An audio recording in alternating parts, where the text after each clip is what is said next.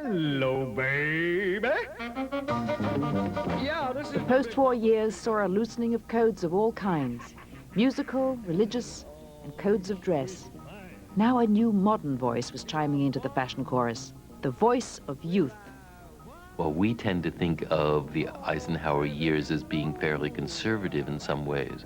What was happening in clothing was not conservative at all. All of the designers were moving towards a younger look in the 1950s, and in fact, a good deal of exposure of skin.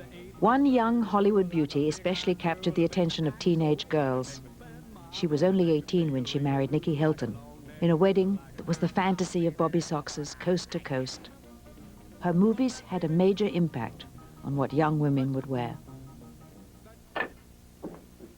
Edith did a dress that startled the entire industry. Wow. It was Place in the Sun, Elizabeth Taylor, at Montgomery Clift. She did this wonderful dress, which was white lilacs and miles of tulle, white tulle, over a green satin dress. Now, Elizabeth was at the height of her beauty, and it was off the shoulder. And of course, thus the face could be seen in those eyes, those unbelievably gorgeous eyes. The dress caught on. The PR people recognized that this was a good promotion for the movie. It was inevitable, you see, that it would have to be manufactured. Elizabeth Taylor's dress from A Place in the Sun is the dress I wore to the prom. Everybody wore that dress. You could go to any party that year and see at least 10 women wearing the same dress. Baby, that's what I like.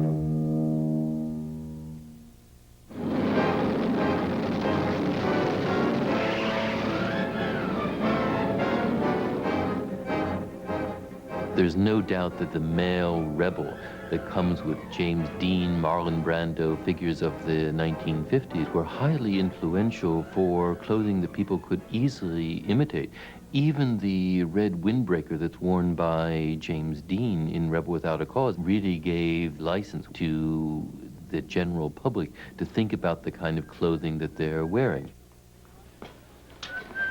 The idea of jeans really is, I think, made possible by Marlon Brando. Do you want something? He, of course, also simply wore T-shirts. A man just wearing a T-shirt seemed to be absolutely on the fringes of society and respectability. Today, everybody wears T-shirts. The motorcycle jacket, jeans, and white T-shirt was making people's jaws drop. Certainly every woman wanted every guy to go out and wind up looking like Marlon Brando. Brilliant fashion thing.